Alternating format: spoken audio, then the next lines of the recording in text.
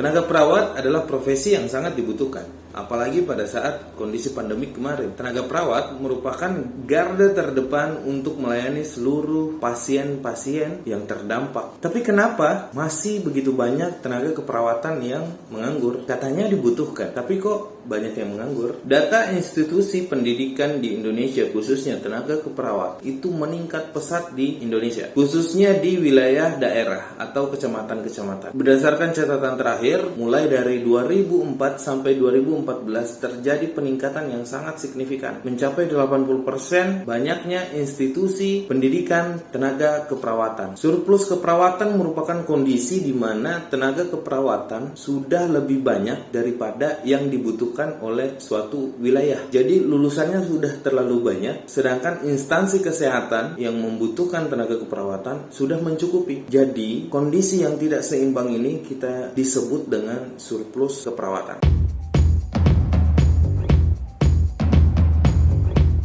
Surplus keperawatan merupakan sebuah kondisi di mana tenaga keperawatan sudah jauh lebih banyak atau lulusan-lulusan keperawatan sudah jauh lebih banyak dibandingkan instansi kesehatan atau instansi pelayanan kesehatan yang membutuhkan tenaga keperawatan. Saking banyak lulusan-lulusan tenaga keperawatan ini, pada saat tidak diterima di instansi pelayanan kesehatan, mau nggak mau dia harus melakukan jasa sukarelawan atau honorer dengan iming-iming bahwa pengabdian 2-3 tahun baru akan terangkat. Kondisi yang seperti ini, kondisi yang tidak seimbang ini disebut dengan surplus keperawatan. Terbukti dengan data pendidikan atau data instansi pendidikan keperawatan di Indonesia sudah sangat menjamur, bahkan sudah masuk ke wilayah pelosok-pelosok daerah. Mungkin teman-teman yang melihat video ini sudah sering melihat di wilayahnya atau di daerahnya masing-masing, kalau nggak SMK kesehatan, ya sekolah tinggi ilmu kesehatan. Terbukti dengan banyaknya kecamatan atau daerah-daerah yang membuka pendidikan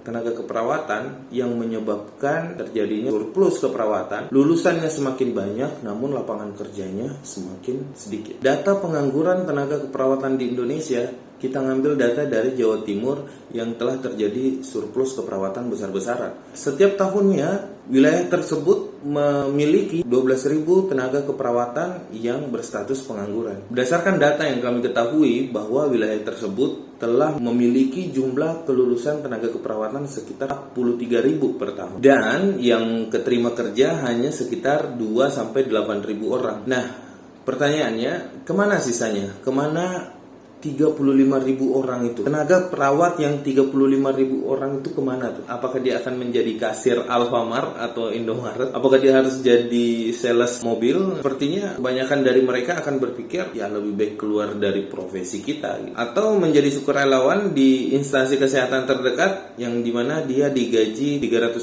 per bulan dan baru cair sekitar 3 bulan kemudian, dan bersih-bersihnya diterima sekitar 900.000 per 3 bulan.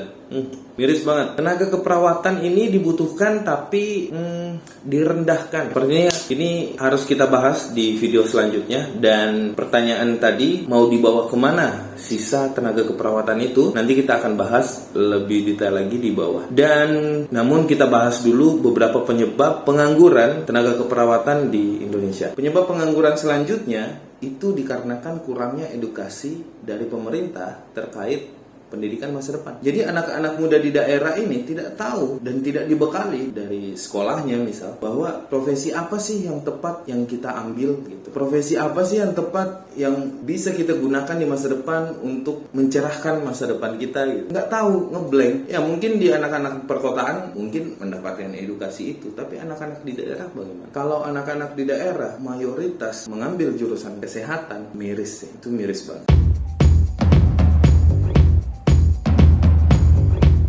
Seperti yang aku udah sampaikan tadi, kita ngambil contoh di Jawa Timur, terjadi pengangguran sekitar 35.000 tenaga keperawatan setiap tahunnya. Pertanyaannya, ini mau dibawa kemana? Dan solusinya apa? Gitu. Apakah kita harus keluar dari profesi kesehatan itu? Aku pikir itu solusi yang not solution. Lalu solusinya apa?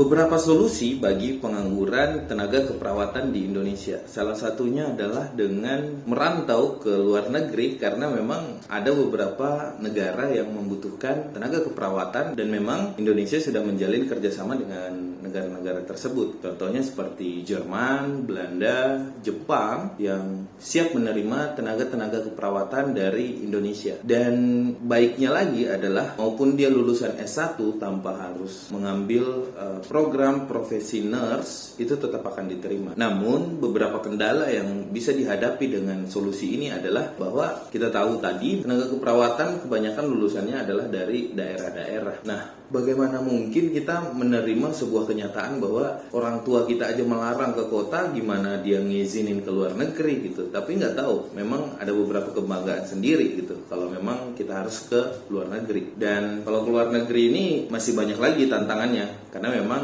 kita tidak bisa pungkiri bahwa tenaga keperawatan mau dimanapun mendaftarnya pasti saingannya banyak gitu. Dan untuk tenaga keperawatan ini sendiri, kalau mau mengambil langkah jenjang karir ke luar negeri, maka perawat itu ada beberapa kondisi yang harus kita lalui, seperti pendaftaran visa, mental, mesti harus memahami bahasa negara yang kita tuju, dan itu proses pelatihannya di negeri kita sendiri itu membutuhkan waktu yang lama. Ada beberapa negara yang sudah menyediakan gaji pada saat kita melakukan kursus bahasa. Ada juga beberapa yang belum memberikan gaji. Bahkan proses pembelajaran bahasa ini masih dalam proses seleksi. Proses pengrekrutan ini bisa memakan 8 sampai 2 tahun proses pengrekrutannya. Jadi tantangannya sangat luar biasa. Solusi yang kedua adalah dengan membuka usaha mandiri. Membuka usaha mandiri merupakan sebuah jalan keluar yang begitu memudahkan dan simple bagi tenaga kesehatan. Contohnya seperti tenaga keperawatan yang melakukan buka praktek mandiri di rumah, itu akan jauh lebih efektif, efisien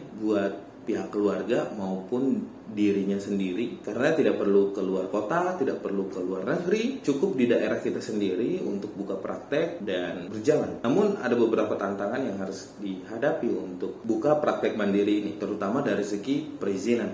Perizinan kesehatan itu sangat ribet. Ya, walaupun dari sisi lain aku pun setuju ya, kenapa mesti harus banyak embel-embelnya. Perizinannya memang harus sangat ketat karena memang ini berkaitan dengan kehidupan manusia. Jadi memang perizinan untuk layanan kesehatan, khususnya praktek mandiri keperawatan, memang itu sangat-sangat dipersulit gitu. Ada banyak birokrasi yang harus kita lalui. Dan masalah selanjutnya adalah dari segi modal. Jadi kalau modalnya tidak terlalu banyak, maka buka praktek mandiri ini bukanlah sebuah solusi gitu. Bahkan praktek kesehatan itu memang sangat-sangat, semua pebisnis tahu lah bahwa layanan kesehatan atau praktek mandiri kesehatan ini memang membutuhkan modal yang banyak, dan alat-alatnya pun nggak main-main harganya, karena memang dibutuhkan tingkat sterilisasi yang tinggi. Untuk solusi yang terakhir adalah layanan home care. Jadi tenaga-tenaga keperawatan tanpa harus keluar negeri, tanpa harus buka mandiri,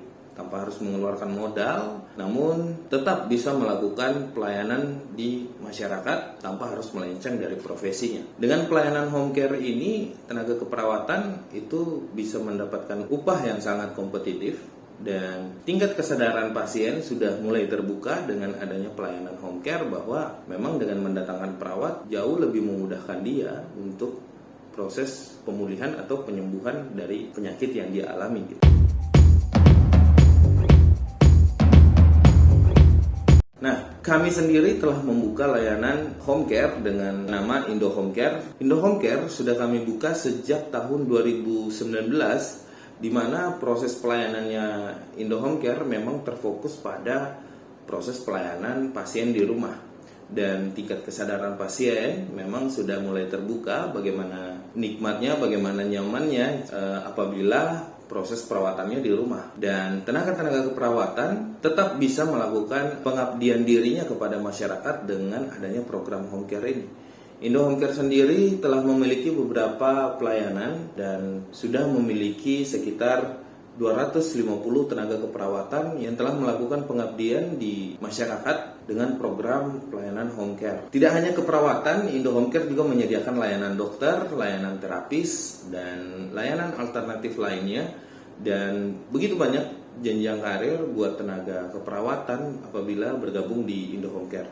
Bagi teman-teman yang tergerak untuk bergabung di Indo Home Care, boleh mengunjungi link deskripsi di bawah. Nanti di situ bisa dihubungin tim HR-nya untuk melakukan pendaftaran, dan nanti proses seleksinya tidak akan ribet. Yang penting legalitas Anda semua terpenuhi dan Anda betul-betul lulus dari pendidikan kesehatan, dan itu bisa kita proses. Dan di Indo Home Care sendiri kami menyediakan asrama buat tenaga-tenaga keperawatan yang berada di luar daerah dan siap berpartisipasi di Jabodetabek. Mungkin itu saja yang bisa saya sampaikan buat teman-teman tenaga keperawatan. Jangan bersedih, jangan merendahkan diri. Buat teman-teman tenaga kesehatan khususnya keperawatan, jangan berkecil hati bahwa memang kita menyediakan solusi masa depan buat para pasien-pasien. See you.